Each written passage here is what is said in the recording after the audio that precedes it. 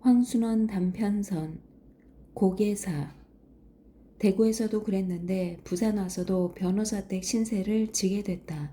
서울서 먼저 가족들을 내려보내고 뒤떨어져 부산에 와보니 내 직속 가족들은 대구서 떨어졌다는 것이다. 대구가 부산보다 물가가 싸다는 것으로 해서 크리스마스 날 나는 대구로 올라갔다. 그때 아내와 애들이 들어있는 곳이 화재로 인해 뼈와 거죽만 남은 재판소 옆 모 변호사 댁이었다. 굉장히 큰 저택이었다. 이 저택을 둘러싸고 있는 또 상당히 넓은 뜰 한 구석에 끼어있는 헛간이 내 사랑하는 아내와 귀여운 자식들의 방이었다. 대구는 부산에 비해 무던히 차가웠다.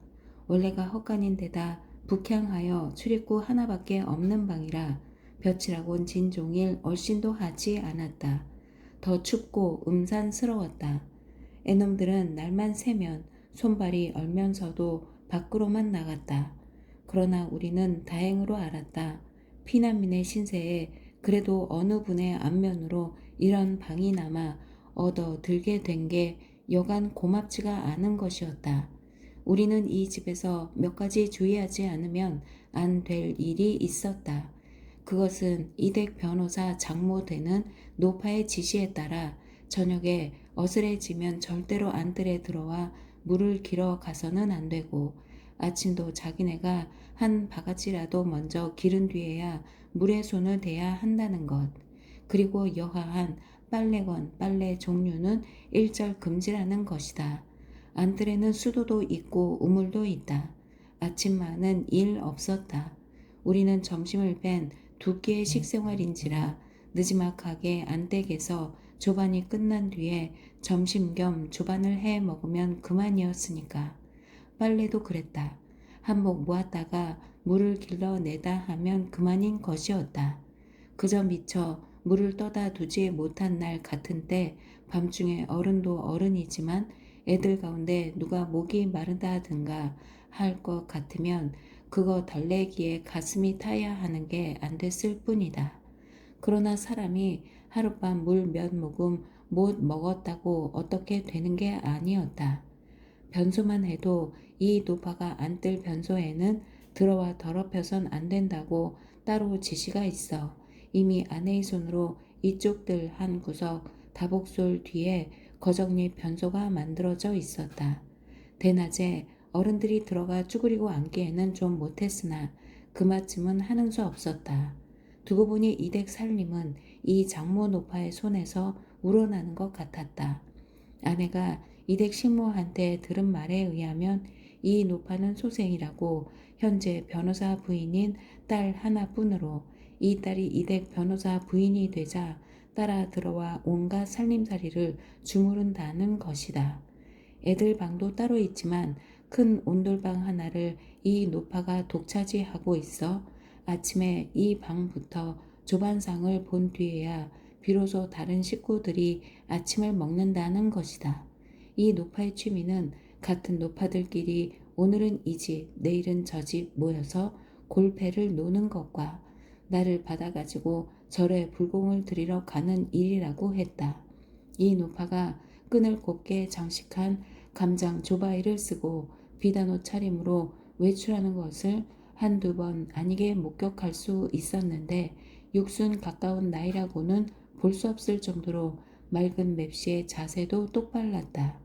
이 댁에 드나드는 노파들도 다 비슷비슷한 차림차림에 인생의 어두운 그늘이라곤 별로 깃들여 보지 않은 얼굴빛이요 몸매들이었다. 인생이란 하다못해 요 맛 정도라도 안일하게 늙어가야 할 종류의 것인지도 몰랐다. 한 열흘 남짓 지나서였다. 하루아침 일어나 보니 우리 9살짜리 선아의 신발 한 짝이 온데간데 없었다. 아무리 찾아봐도 없었다. 온 식구가 넓은 뜰을 편답했다. 없었다. 누가 집어갔다면 많은 신발 가운데 하필 그 애의 것만. 그것도 한 짝만 집어갈리 만무했다. 결국 이댁 셰퍼드란 놈이 어디 물어다 팽개쳤으리라는 결론을 내리는 수밖에 없었다. 없는 돈이나 겨울철에 맨발로 두는 수 없어 아내가 거리에 나가 신발을 사들고 돌아오더니 이런 말을 한다. 신발 한 짝 없어지는 건 흔히 자기 집에 앓는 식구가 있는 사람의 짓이라는 것이다. 앓는 사람의 나이와 같은 사람의 신발 한 짝을 가져다 어찌어찌 하면 그 앓는 사람의 병이 신발 주인에게로 옮아간다는 것이다. 그러면서 아내는 이댁에 우리 서나만한 애가 하나 며칠 전부터 무얼로 알아 누웠다는 말이 있었는데 그래서 신발 한 짝이 없어진 거나 아닌지 모르겠다는 것이다. 불안스럽고 노엽고 슬프기까지 한 아내의 표정이었다. 나는 그럴 리가 없다고 했다.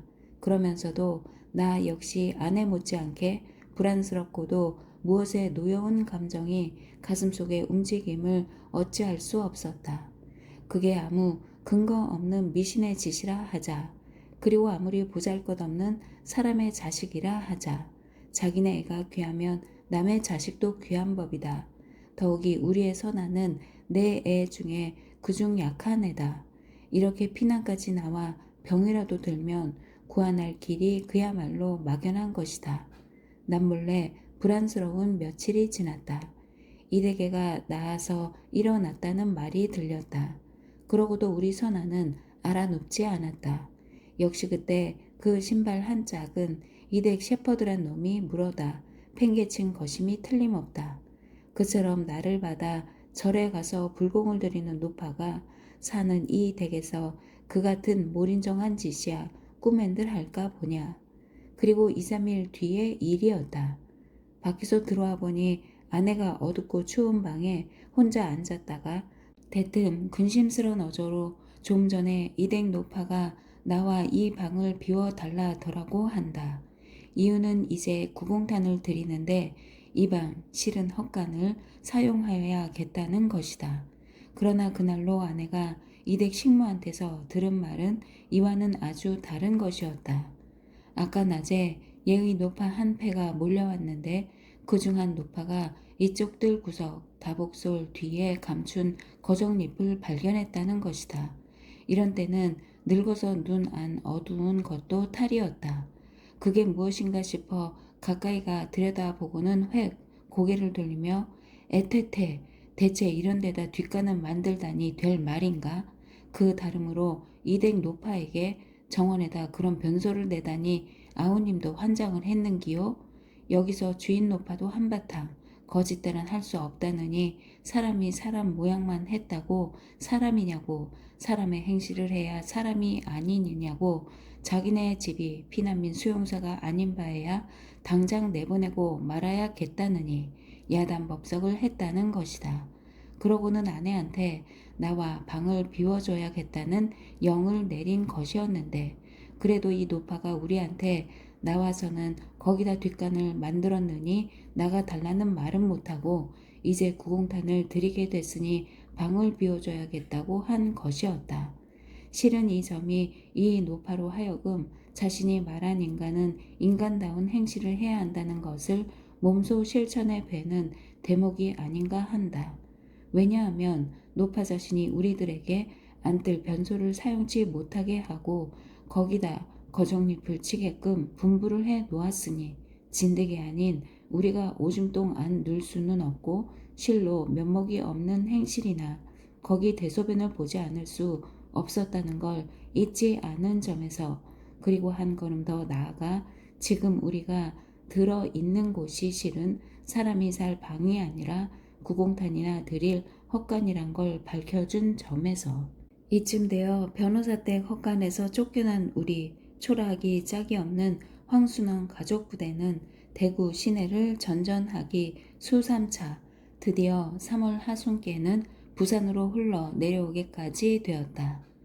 우리의 생각으로는 부산 와서 방을 장만하기까지는 처제가 있는 집에 당분간 신세를 질 예정이었다.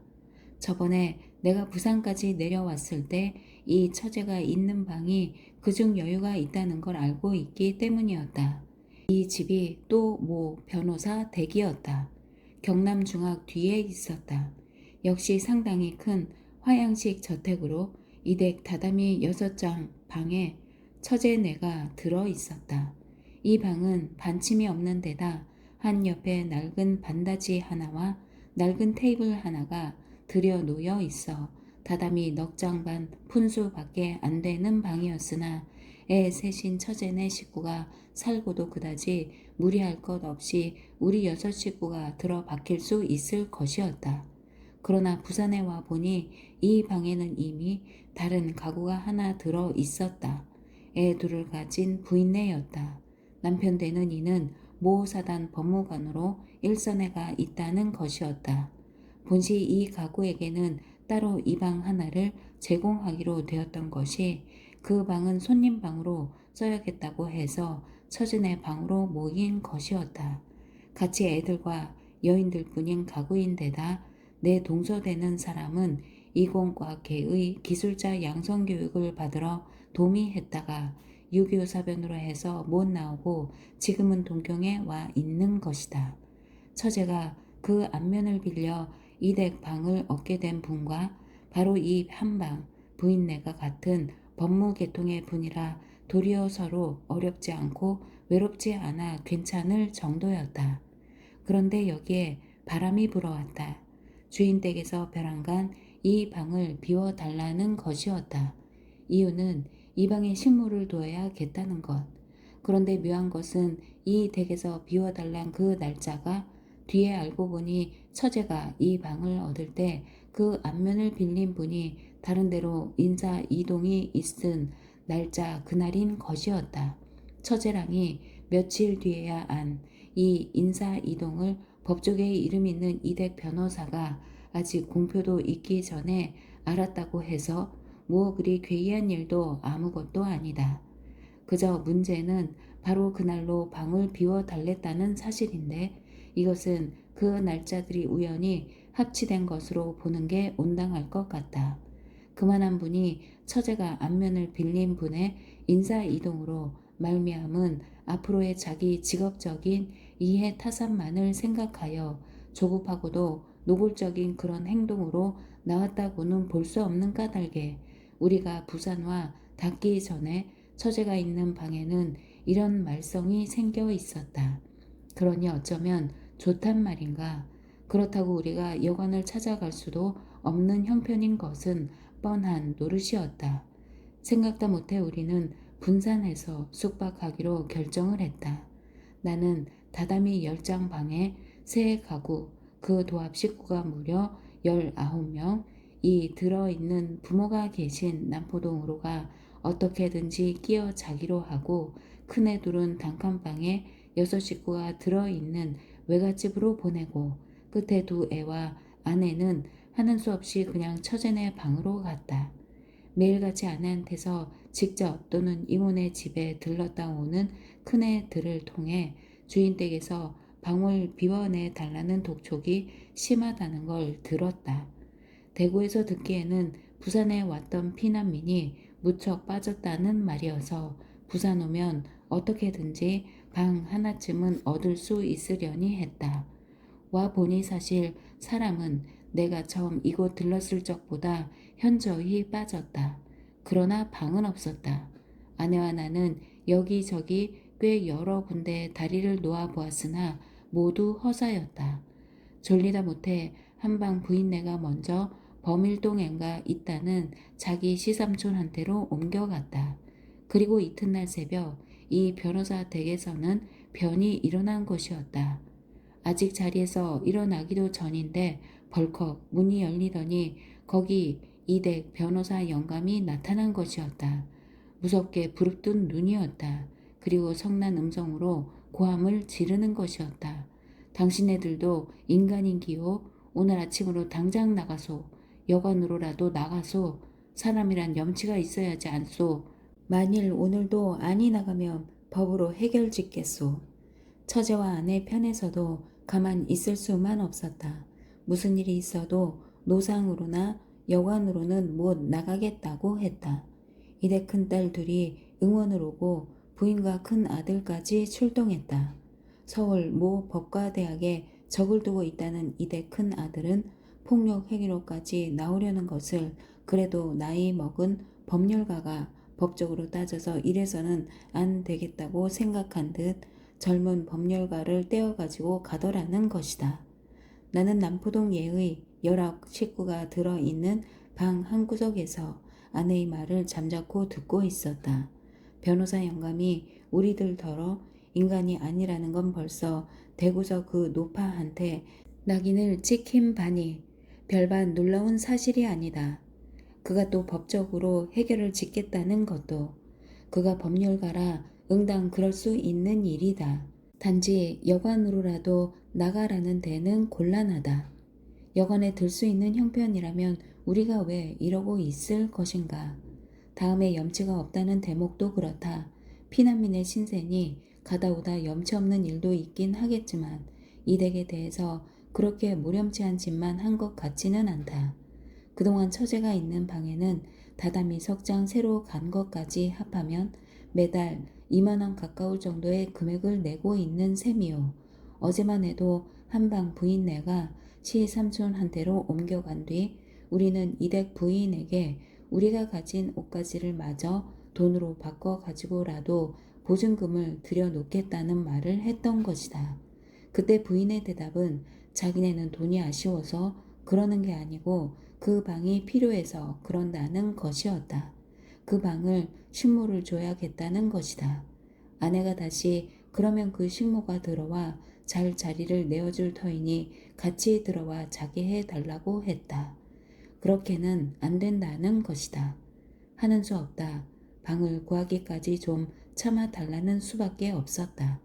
식모 말이 낯으니 말이지 이 주인 댁에서 식모 하는 여인은 그네 자신이 처제와 아내에게 한 말에 의하면 주인 댁과 과히 멀지도 않은 친척으로 이번에 딸네 집에 왔다가 들러서 밀린 빨래도 해주고 바느질도 해주느라고 머물러 있다는 것이며 본래 이 집에는 식모라고 붙어 있지를 못한다는 것과 결국 식모 노릇하는 게 늙은 할머니인데 지금 잠깐 시골 작은 아들네 집에 다니러 갔다는 것.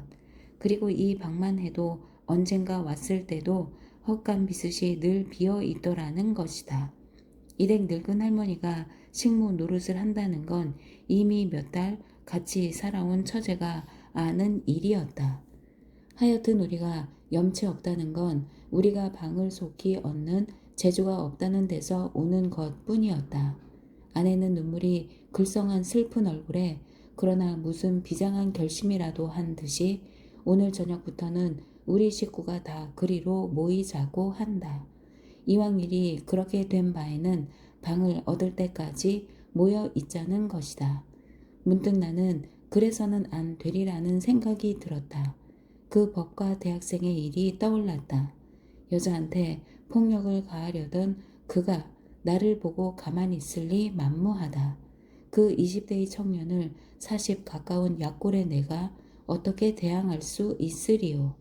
그러나 한편 아무리 못난 사내이로서니 그래도 한 집안의 가장으로서 처자는 처자대로 그런 자리에 남겨둔 채 혼자 지레 겁을 집어먹고 앉았다는 것도 생각할 문제였다. 물론 아내가 한데 모이자는 것은 나더러 무엇 그 청년의 폭력으로부터 보호를 구하는 것은 절대로 아닐 것이었다. 그런 것을 생각했다면 도리어 나더러 모이자는 말도 내지 않았을 아내다. 그저 아내는 생각한 것이었다. 지금 내가 자고 있는 이 곳이 나로 해서 늙은 부모가 거의 앉아 세우다시피 하시니 이왕 타협이 안 된 건 안 된 대로 벌어질 일이 벌어지고만 뒤라 방을 얻기까지 모여 있자는 것이다. 나는 저녁에 가기로 했다. 그러고는 학교로 나갔다. 서울서 봉직하고 있던 학교가 며칠 전부터 보수 공원에서 격일 수업을 시작한 것이다. 이날이 그 수업날의 하루였다. 먼저 부산 내려온 동료들한테 집 이야기를 부탁해 보았다. 점잖지 못한 일인 줄 알면서도 상급생 몇 한테도 말해 보았다. 오후에는 차도 안 팔아주는 다방에 앉아 아는 친구들 붙들고 구차한 말을 해보았다.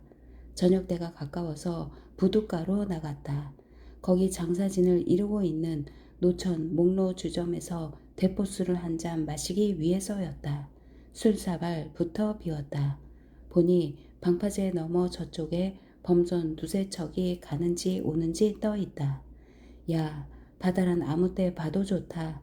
가까운 눈앞에 갈매기란 놈들이 껑충인다. 야, 멋들어졌다. 그러나 실은 이 바다와 갈매기에게 마음이 젖어드는 심사는 아니었다. 무슨 생선 가시와도 같은 것이 내 가슴속 한 구석에 걸려있는 것만 같았다. 그건 이제 내가 그 변호사 댁에 가야 한다는 것이었다. 따라서 그 법과 대학생과 만나야 한다는 것이었다. 이 청년은 내가 한 번도 본 일이 없으나 변호사 영감만은 이번 와서 낮에 한두 번 그 댁을 드나들며 정원에서 나무를 매만져 주고 있는 걸 본 일이 있다. 50이 잘 지나 보이는데 아직 젊은이다운 윤기 나는 검은 머리를 갈라붙인 체구가 굵은 사내였다. 그 아들이 이 아버지를 닮았으면 상당한 체구와 체력을 소유한 청년임이 틀림없다. 어쩐지 캥기는 마음이었다. 단숨에 또 술사발을 내었다. 나도 21파까지는 숱의 싸움을 해온 사람인 것이다. 내 얼굴에는 그 기념물이 수두룩하게 남아있다. 코피도 수없이 흘려보았고 남의 코피도 적잖이 내주었다. 남의 이빨을 2개나 꺾어놓고 내 머리 꼭대기에 뜸뜬 자리 같은 흉터도 받아보았다. 사실 말이지 한창 때에는 하나 대 하나에는 누구한테 지지 않아 왔다. 그게 30이 지나면서부터 싸움이라면 극력 피해만 왔다. 그게 또 40 가까운 오늘에는 싸움이라면 겁부터 앞서는 것이다. 술 사발을 또 들이켰다. 그러나 상대편이 먼저 도전해 오면 가만 움츠리고 앉았을 수만도 없지 않은가. 정당방위란 게 있다. 법학을 하는 자니 이 정당방위로 나가리라. 그래, 도전해 오면 받아주자. 한번 오래간만에 옛날 실력을 발휘해 주리라. 싸움이란 체력만으로 되는 게 아니다. 여기서 나는 거나하게 취해오는 술기운을 빌려 그자가 이렇게 나오면 나는 이렇게, 그자가 저렇게 나오면 나는 또 저렇게 하고 이미 다 잊어버린 지난날의 싸움 솜씨를 들추어 가지고 얼마든지 상대편을 거꾸로 뜨리는 장면을 떠올리며 혼자 흥분하는 것이었다. 그러면서 나는 주머니를 털기까지 황혼에 덮이는 부둣가를 떠날 줄을 몰랐다. 이날 밤은 아무 일 없었다. 이튿날도 그 다음 날도 아무 일 없었다. 그동안 식모라던 여인이 고향으로 돌아가고 이댁 할머니가 시골서 돌아왔다. 팥불이 머리에 허리까지 굽은 아주 파파 노인이었다. 이 할머니가 부엌 동자며 집안 치우기며 심지어는 변소까지 맡아 소재를 하는 것이다. 한 번은 처제와 아내가 소곤거리기에 무엇이냐고 했더니 이댁 할머니가 저번 시골 내려가기 전에 몸이 편찮아 약을 지어다 쓴 일이 있는데 그 약값을 이번에 와 보니 아직 갚지 않고 있어 할 수 없이 집안 사람 몰래 간장 2병을 퍼 가지고 들어와 살아더라는 것이었다. 나는 문득 이런 것도 법에 비춰 도둑질이 되는지 그리고 그것을 샀으니 작물죄에 걸리는지 어떤지 모르겠다는 생각이 들었다. 내가 이리로 옮겨온 지 사흘째 되는 날 저녁, 아내와 나는 의논한 결과 어쩌면 주인 댁에서 타협을 받아 줄는지도 모른다는 생각에서 아내가 한 달 방세를 가지고 가서 다시 사정을 해보기로 했다. 그래, 가지고 갈 방세의 금액이 문제였는데 2만 원, 3만 원으로는 말이 통하지 않을 것 같고 4만 원으로 할까 하다가 에라 모르겠다 하고 5만 원으로 결정을 했다. 방세 5만 원씩을 물고 우리가 어떻게 살아가나 하는 생각도 들었으나 들리는 말에 다담이 한 장에 1만 원씩이란 말도 있고 정하고 있던 방세를 올릴 참으로 방을 비워달라는 수가 비일비재란 말이 있는 데다 더욱이 우리는 변호사 영감의 말대로 법적으로 해결을 지어서 노상이나 여관으로 쫓겨나가는 날이면 큰일이라 이런 방세나마 내고 타협을 얻은 후 마음 놓고 나가 열심히 장사를 해 살아나갈 변통을 하는 게 나을성 싶었던 것이다. 그리고 사실 우리는 벌써 장사를 시작하고 있었다. 아내는 나무 노가지를 갖고 국제시장으로 나가고 큰애 둘은 서면에 가서 미군 부대 장사를 시작한 것이다. 지금의 5만 원도 아내의 장사돈에서 떼어낸 돈이었다. 안방에 들어갔다 좀 만에 아내가 돌아왔다. 손에 돈이 들려 있지 않다. 그러면 됐나 보다 했다. 그러나 아내의 말은 그렇지가 않았다. 아무래도 이 방을 비워달라는 것이다. 영감과 큰 아들은 다담이 8장 방에서 자고 큰 온돌방에는 작은 아들과 부인이 각각 자고 있는데 그러고는 좁아서 못 견디겠다는 말은 못하겠던지 장발한 딸들의 말이 할머니 코 고는 소리에 도시 잠을 잘 수 없으니 기어코 그 방을 할머니 방으로 쓰게 내달라더라는 것이다. 여기서 아내는 또 우리가 어떻게든 할머니 주무실 자리를 넉넉히 내어 올릴 테니 그렇게 하자고 해도 그렇게는 못 하겠더라는 것이다. 그리고 부인이 한다는 말이 자기네 딸 친구가 있어 방 하나만 구해주면 금 손목시계를 프레젠트 하겠다는 것도 못하고 있단다는 것이다. 나는 간이 서늘의 몸을 느꼈다. 금 손목시계라니 문제가 좀 큰 것이다. 그래, 가지고 갔던 돈은 어쨌느냐니까 좌우간 딸들 책이라도 한 권 사 보라고 놓고 오긴 했다고 한다. 그 돈만 돌아오지 않으면 하는 것이 희망이었다. 그러나 이튿날 그 돈은 도로 돌아오고 말았다. 그리고 그날 저녁이었다. 나는 학교 나가는 날은 학교로 해서 그렇지 않은 날은 아침에 직접 남포동 부모가 계신 곳에 가 하루를 보낸다. 이곳 피난민들은 대개 담배 장사를 하느라고 애들만 남기고 모두 나간다. 부모도 그 축의 하나였다. 나는 여기서 서명간 내 큰 애들이 돌아오길 기다려 국제시장을 들러 애들 엄마를 만나가지고 집으로 돌아가는 게 한 일과였다. 그날도 그랬다. 우리가 저녁에 모여 들어가니 방 안에 말 같은 처녀 둘이 와서 버티고 섰다. 이댁 딸들인 것이다. 누가 형이고 동생인 것도 구별 안 되는 좌우간 큰딸은 시내 모 여학교 졸업반이라는 것이고 작은 딸은 4학년이라는 처녀들이었다. 이들이 오늘 저녁엔 이 방에 와 자야겠다는 것이다. 나는 이 두 말 같은 처녀 중에 누가 친구한테 방 하나만 구해주면 금 손목시계를 프레젠트 받을 수 있는 아가씨일까 생각해 보았다. 그러면서 나는 이 자리를 피해야 할 걸 느꼈다. 그러는데 이 말 같은 두 처녀가 누구에게랄 것 없이 2, 3일 내로 반드시 방을 내놓으라는 말과 함께 나에게 시선을 한 번씩 던지고 나가버렸다. 그 시선들이 멸시에 찬 눈초리였든 어쨌든 그것은 벌써 아무래도 좋았다. 그저 이들의 전법이 그 효과에 있어서 내게는 이들의 오빠 되는 청년이 내 따귀를 몇 번 갈기는 것보다 더 컸다는 것만은 자인하지 않을 수 없었다. 그렇지 않아도 아침이면 나가는 나는 이날은 어서 이곳을 나가고만 싶었다. 이날은 학교 가는 날이기도 했다. 풍경 달린 현관문을 열고 나서니 응접실 앞 거기 꽃이 진 동백나무 이편에 변호사 영감이 허리를 구부리고 서서 회양목인지를 매만져주고 있다. 첫눈에도 여간 그것들을 아끼고 사랑하는 태가 아니었다. 좋은 취미다. 인생이란 이렇듯 한 포기의 초목까지도 아끼고 사랑하면서 유유자적 할 수 있는 생활을 해야 할 종류의 것인지도 모른다. 나는 무엇에 쫓기듯이 그곳을 빠져나왔다.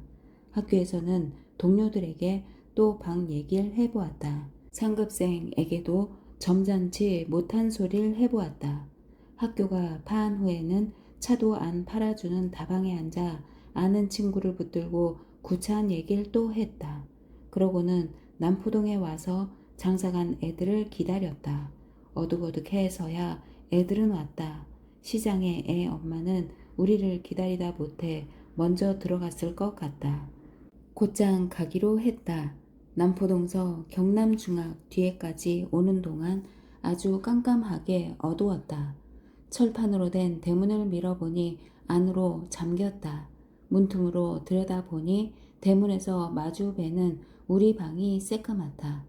아마 애들 엄마는 아직 시장에서 우리를 기다리고 있는 것이고 애들 이모가 일찌감치 어린 것들을 재우느라고 불을 끄고 있는 것이리라. 아내를 기다렸다 같이 들어가기로 하고 나는 애들을 데리고 애 엄마가 돌아오려면 을에 그곳을 거쳐야 하는 개천가로 나와 쭈그리고 앉았다. 둘째 놈이 곁에 와 붙어 앉는다. 큰 놈도 와 앉는다. 좀처럼 아내가 돌아오지 않는다. 둘째 놈 남아가 앉은 채 꼬박꼬박 존다. 이렇게 초저녁인데 꼬박꼬박 존다. 12살짜리 어린 육체로서 자기 하는 일이 고된가 보다. 나는 그만 검은 하수구 개천으로 고개를 돌리고 만다. 담배를 꺼내문다. 성냥이 일어서지 않는다. 공중에서 검은 빗방울이 듣기 시작한다. 큰놈 동아가 혼자 일어나 집 쪽으로 간다. 좀 만에 뛰어오면서 어머니도 돌아오고 대문도 열렸다고 한다. 큰놈이 문 앞에 가봤더니 방 안에서 어머니 말소리가 들려 불렀다는 것이다. 방에 들어가 알아보니 전등은 고장인지 고의인지 저녁부터 안 들어온다는 것이다. 이댁 전등은 밤낮을 가리지 않고 들어오는 특수선으로 물론 지금도 다른 방엔 모두 환하게 들어와 있었다. 잠시 우리들은 어둠 속에서 말이 없었다. 애들 이모가 혼잣말처럼 내일은 언 다리 밑으로라도 나가고 말아야겠다고 한다. 이모의 말이 여태껏도 그래 왔지만 오늘은 이 집에서 더 어린 것들을 못 살게 굴더라는 것이다. 이모네 7살짜리 큰 놈과 우리의 6살짜리 큰 놈이 어쩌다 노래를 부른다든지 변소에라도 가려 복도로 나가면 시끄럽다고 꽥 소리를 지르는 건 말할 것도 없고 자기네 7살짜리가 여발한 듯이 보무당당히 복도를 행진하며 전회 시체를 넘고 너머를 할 때 이쪽 애들이 따라만 해도 다시 고함 소리가 연발되더라는 것이다. 그보다도 더 보기에 안 된 것은 우리 선아가 역시 계집애는 달라 동생 애들이 주인한테 꾸지람 듣는 게 보기에 안 된 듯 조금만 애들이 소리를 내도 안타까워하는 모양이 차마 옆에서 볼 수 없더라는 것이다. 애들 이모가 어둠 속에서 소리를 죽여가며 온다. 내 가슴 속도 화끈 불이 붙는 걸 느낀다. 그건 대구서 선아의 고무신 한 짝을 잃었을 때에 느꼈던 분노와는 또 달랐다. 그러나 그들이 여하한 전술을 바꿔 가지고 나오더라도 우리가 여기 있는 동안 참는 수밖에 없다. 그저 그 전술을 최대한 피할 도리를 강구하면서. 그래 우리가 생각해낸 것이 내일부터는 낮에 이 방을 진공 상태로 해두자는 것이었다. 우리의 어린 것들은 남포동에 가 있기로 하고 이모네는 외갓집에 가 있다가 이모만이 먼저 와서 저녁 준비를 하기로 했다. 이러고 나서야 우리는 무슨 안심이나 얻은 듯이 어둠 속에서 싸늘히 식은 밥덩이를 찾아 목구멍에 넘길 수가 있었다. 선아와 끝놈 진아를 데리고 나는 남포동 부모가 계신 곳에 가 하루를 보냈다. 어쩌녁에는 빗방울이 듣더니 오늘은 그래도 날이 기어서 됐다. 어둡기 전에 아내가 왔다. 그런데 어두워도 큰 애와 둘째 애가 오지 않는다. 진아가 졸린다고 하더니 엄마 품에서 잠이 들었다. 아주 깜깜하게 어두운 뒤에야 두 애는 돌아왔다. 어제 오늘은 전차 얻어 타기가 힘들었다는 것이다. 두 애는 어미아비와 조부모 앞에 흥겹게 품속에 넣어 가지고 온 담배 보르며 껌갑을 솜씨 빠르게 꺼내어 놓는다. 나는 도리어 그 익숙한 손놀림이 슬퍼서 눈길을 돌리고 말았다. 잠든 진아는 내가 없고 아내는 보통이를 이고 우리는 나섰다. 동화극장 앞 큰 거리를 걸어 올라갔다. 큰놈 동화가 내 곁으로 다가서며 물건 살 때 이렇게 말하면 잘 팔아준다고 하면서 플리즈 셀투미 하고 영어 회화를 해 보인다. 셀투미가 아니고 셀투미라고 내가 고쳐준다. 동아는 초등학교 졸업반이다. 이제 학교에 보내서 졸업을 시켜야 중학교에 들어갈 수 있는 애다. 이 애가 껑충 뛰어서 영어 회화부터 배워오는 것이다. 이것을 이 아비는 또 정정까지 해줘야 하는 것이다. 둘째 놈 남아가 또 한 옆으로 다가오더니 오늘 참 야근 자식 하나 봤다고 하며 이런 이야기를 짓거려댄다. 어떤 꼬마 하나가 붙잡히게 되니까 거기 논 바닥에 번듯이 나자빠지더라는 것이다. 물을 잡은 논이었다. 귀까지 잠기는 물속에 사지를 쭉 뻗고 나가 넘어져서는 눈을 까 뒤집고 입을 막 힘을 거리더라는 것이다. 이 꼬마의 품 안에는 몇 센트의 군표가 들어있는 것이다. 꼬마의 이러는 모양을 저편에서 한참이나 내려다보다가 도리어 걱정되는 듯이 꼬마의 배를 몇 번 꾹꾹 눌러보는 것이었는데 그래도 꼬마는 아른 채 않고 그냥 눈을 까 뒤집은 채 입을 잡고 힘을 거리더라는 것이다. 지랄병이라도 있는 앤 줄 안 것이리라. 저편에서 훌훌 가버리고 말더라는 것이다. 나는 내 옆에서 짓거려대는 우리의 이 남아도 몇 센트의 군표를 위해서는 지금의 꼬마처럼 그 지랄을 해야 할 걸 생각했다. 부성교에 이르러 우리는 오른편으로 꺾인다. 개천뚝 길은 어둡다. 하늘에는 별이 총총한데 어둡다. 남아가 무슨 생각을 했는지 우리 노래 불러요 한다. 내가 노래는 무슨 노래 하려는데 엄마 곁에 붙어서 가던 선아가 노래라는 말에 기다리고나 있었던 듯 부르기 시작한다. 전우의 시체를 넘어 나는 이 선아가 변호사 댁에서는 꾸지람이 무서워 어린 동생에게 노래는커녕 소리 한번 못 내게 주의시키던 일을 생각하고 노래를 그만두라는 말을 못한다. 남아 동아도 따라 부른다. 이 노래가 끝나기가 바쁘게 남아가 찌리링 찌리링 비켜나세요. 자전거가 나갑니다. 찌리리리링 하며 자전거를 탄 신용을 하고 어둠 속을 달린다. 어쩌녁에는 그렇게 졸던 애가 오늘은 웬일일까? 오늘 장사에 수지가 맞았다는 것인가? 저기 가는 저 영감 꼬부랑 영감 우물쭈물 하다가는 큰일 납니다. 이번에는 자전거가 이리로 달려와 아빠 새를 돌아 나간다. 아빠 되는 이 영감은 자전거에 치지 않기 위해 비켜나야만 했다. 등에서 진아가 잠을 깼다. 깨어나서는 누나가 다시 부르기 시작한 나비야 나비야 이리 날아 오너라를 같이 불러본다. 선아는 율동까지 섞어가며 한다. 흡사 어둠 속을 날아가는 나비와도 같이. 누나의 노래가 끝나자 그새는 온전히 정신이 든 듯 진아가 산토끼 토끼야를 꺼낸다. 이놈은 또 토끼 뛰는 신용을 하는 것이었는데 내 등에서는 맛이 안 나는지 어깨로 기어 올라가 무등을 타고서 야단이다. 깡충깡충 뛰면서 어디로 가느냐? 산고개 고개를 나 혼자 넘어서 토실토실 밤토실 주어서 올 테야. 진아는 노래가 끝난 뒤에도 그냥 토끼 뛰는 신용을 한다. 나는 6살 잡이 진아의 엉덩이 밑에서 중심을 잃지 않으려고 애쓰면서 생각한다. 토끼라도 하면 이 아빠도 엄마도 토끼띠다. 그러나 이 아빠 토끼는 깡충깡충 산고개를 넘어가 토실밤을 주워오기는커녕 이렇게 어두운 개천뚝에서 요맛 무게 요맛 움직임 밑에서도 비틀거리며 재주를 부리고 있는 것이다. 그러다가 문득 나는 고개사라는 말을 떠올렸다.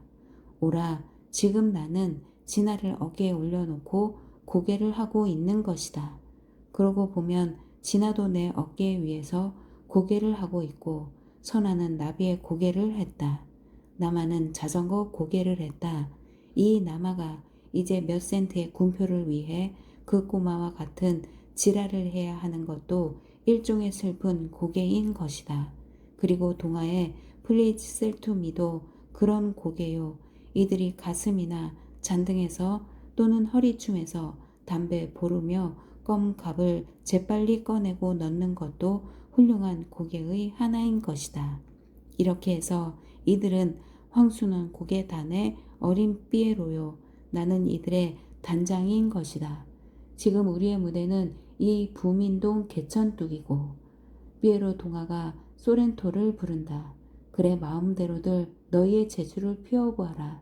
나는 너희가 이후에 오늘의 이 고개를 돌이켜보고 슬퍼해 할는지 웃음으로 돌려버릴는지 어쩔는지 그건 모른다. 따라서 너희도 이날에 너희 엄마 아빠가 너희들의 고개를 보고 웃었는지 울었는지 어쨌는지를 몰라도 좋은 것이다. 그저 원컨대 나의 어린 삐에로들이여 너희가 이후에 각각 자기의 고개단을 가지게 될 적에는 모쪼록 너희들의 어린 삐에로들과 더불어 이런 무대와 고개를 되풀이하지 말기를 바란다. 이거 대단히 신뢰했습니다. 쓸데없는 어릿광대의 넋두리였습니다. 자, 그러면 삐에로 동화군의 독청을 경청해 주십시오. 한 걸음 떨어져 오던 아내가 가까이 와 한 팔을 내 허리에 돌린다.